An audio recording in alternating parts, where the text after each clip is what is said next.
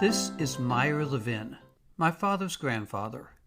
Born in the 1860s, he migrated with his three brothers from Latvia in the 1880s and settled in Indiana, where he had 13 children.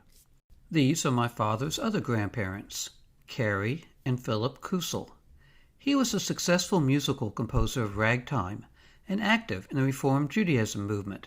I'm named after him.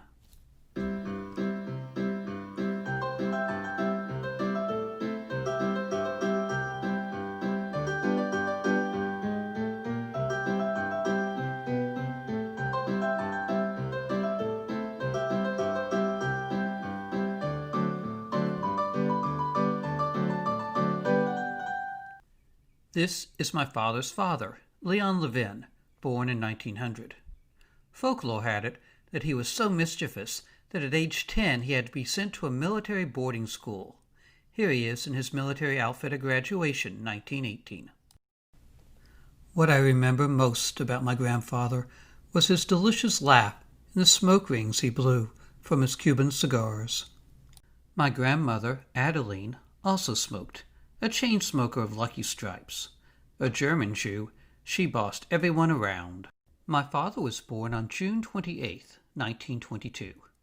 The family lore tells the story of my great-aunt Zelda, who, when she laid eyes on my father just after birth, said, "That is the ugliest baby I've ever seen." My father had two sisters, Ruth, 1 year younger, and Carolyn, 5 years his junior. They stayed close their whole lives. My father graduated from Purdue University after only 3 years of study. There still hangs a plaque noting he was one of only 3 students to ever graduate with a perfect 4.0.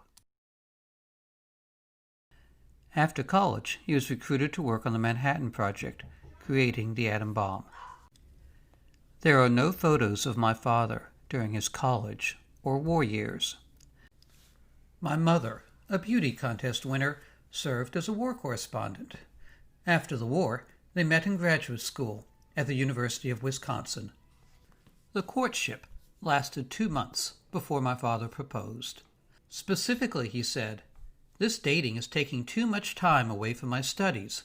Let's get it over with and get married so I can get back to my books." By winter, she was pregnant, delivering my brother Michael the end of August. Proud parents, they delighted when 2 years later my brother Alan joined the family. After obtaining his Ph.D. in 1949, he worked as an elevator boy in his father's wholesale house. In 1953, he was teaching physics at Columbia University in New York City when I arrived on the scene to complete the family. My father took a job as a geophysicist in a small company called Humble Oil in Tulsa, Oklahoma. Over the next 45 years, his discoveries were instrumental to the company as it grew to become Exxon, the largest oil company in the world. My father was extremely renowned in his field. He served as president of the Society of Exploration of Geophysics, the group of physicists who discovered oil around the world. He served as editor of their magazine for 2 years. He had his name on dozens of patents and scores of published scientific articles. Meanwhile, my mother pursued her writing career, eventually publishing over 30 books and nearly 1,000 articles. Our home was filled with thousands of books. My father could recall the smallest detail from anything he'd ever read. They loved to travel.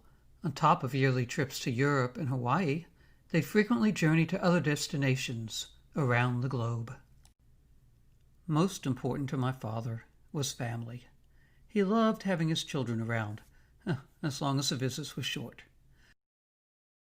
While they lived, he visited his parents yearly. After they passed, he arranged yearly reunions with his sisters, traveling 1,000 miles for the get-togethers. Every week he wrote a dozen individual letters to cousins and aunts. He had a great sense of humor. Here he is at 89 in his wheelchair, dressed up as a motorcyclist. But most of all, he loved my mother. They were the happiest married couple I ever knew.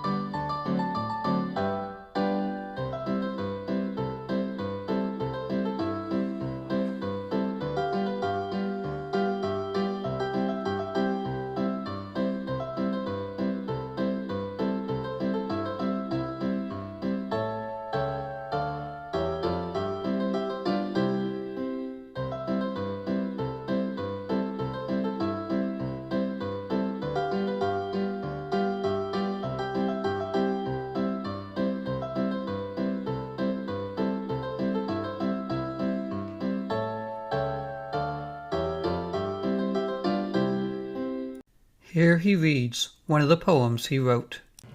By the measures men use, I've known success, nor will my absence drain the estates others hold.